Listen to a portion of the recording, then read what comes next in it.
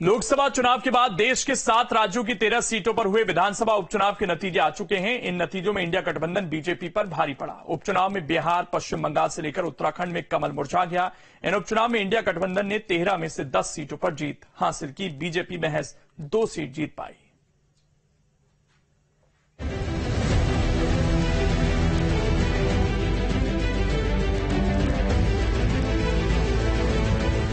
लोकसभा चुनाव के बाद 7 राज्यों की खाली हुई 13 विधानसभा सीटों पर हुए उपचुनाव के नतीजे आ गए। उपचुनाव में भी भारतीय जनता पार्टी को जोर का झटका लगा है। बीजेपी 13 में से महज 2 सीटों पर ही जीत हासिल कर पाई है। उपचुनाव में सबसे ज्यादा सीटों पर तृणमूल कांग्रेस ने जीत दर्ज की है। वहीं बिहार में एनडीए और इंडिया दोनों गठबंधन को तगड़ा झटका लगा है, जबकि छिंदवाड़ा की अमरवाड़ा सीट पर बीजेपी ने कब्जा जमा लिया है। बंगाल में ममता का जलवा बरकरार दिखाई दिया।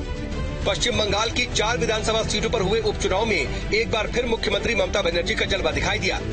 यहां ममता की पार्टी तृणमूल कांग्रेस ने उपचुनाव में क्लीन स्वीप करते हुए बीजेपी का सुपड़ा साफ कर दिया। बंगाल की चारों रायगंज, बागदा, राणाघाट और मानिकतला सीट पर टीएमसी उम्मीदवारों ने शानदार जीत हासिल की है।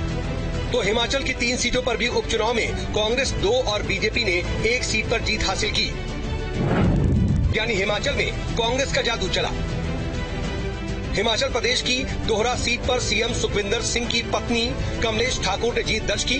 वहीं नालागढ़ सीट पर भी कांग्रेस ने अपना परचम लहराया।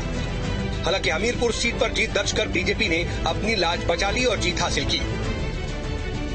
लेकिन बीजेपी ने बद्रीनाथ सीट भी गंवा दी। उत्तराखंड में मंगलौर और बद्रीनाथ सीटों पर हुए उपचुनाव में कांग्रेस का दबदबा दिखाई दिया। दोनों ही सीटों पर बीजेपी को मात देकर के कांग्रेस प्रत्याशियों ने जीत हासिल की। दोनों ही सीटों पर बीजेपी शुरुआत से ही पिछड़ती नजर आई और कभी भी कांग्रेस को टक्कर देती नजर नहीं आई। यहां मंगलौर में कांग्रेस प्रत्याशी काजी मोहम्मद निजामुद्दीन विजेता घोषित हुए, तो बद्रीनाथ सीट पर भी कांग्रेस प्रत्याशी लखपत सिंह बुटोला जीत गए।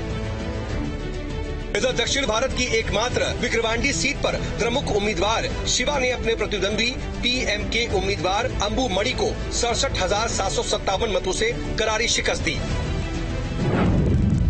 पीएमके प्रत्याशी शिवा को 1,24,053 वोट मिले, जबकि अंबु मणि को महज 56,296 वोट ही हासिल हुए। इधर उपचुनाव में सबसे चौंकाने वाला परिणाम बिहार के रूपौली सीट का रहा। यहां निर्दलीय उम्मीदवार शंकर सिंह ने सत्ताधारी जेडीयू के कलांधर मंडल को 8,000 से अधिक वोटों से हरा दिया। इस सीट से जेडीयू ने जहां कलांधर मंडल को मैदान में उतारा था, तो वहीं आरजेडी ने बीमा भारती को मैदान में उतारा था। बीमा भारती ही यहां से पहले जेडीयू की विधायक थी, लेकिन बाद में वो आरजेडी में शामिल हो गई, जिसके बाद सीट खाली हुई थी।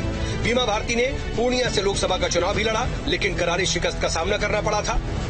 इधर पंजाब की जालंधर वेस्ट विधानसभा सीट पर आम आदमी पार्टी ने धमाकेदार जीत दर्ज की। आम आदमी पार्टी ने यहां मोहिंदर भगत को मैदान में उतारा था। उन्होंने बीजेपी के शीतल अंगुराल को 37,000 से ज्यादा वोटों से शिकस्त दे दी। भगत को 55,246 वोट मिले, जबकि अंगुराल को महज 17,921 मत ही प्राप्त हुए। कांग्रेस तीसरे स्थान पर रही और उसकी उम्मीदवार सुरिंदर कौर को सिर्फ 16,757 वोट मिले।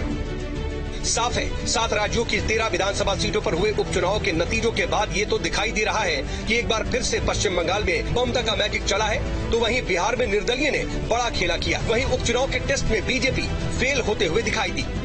Team news state.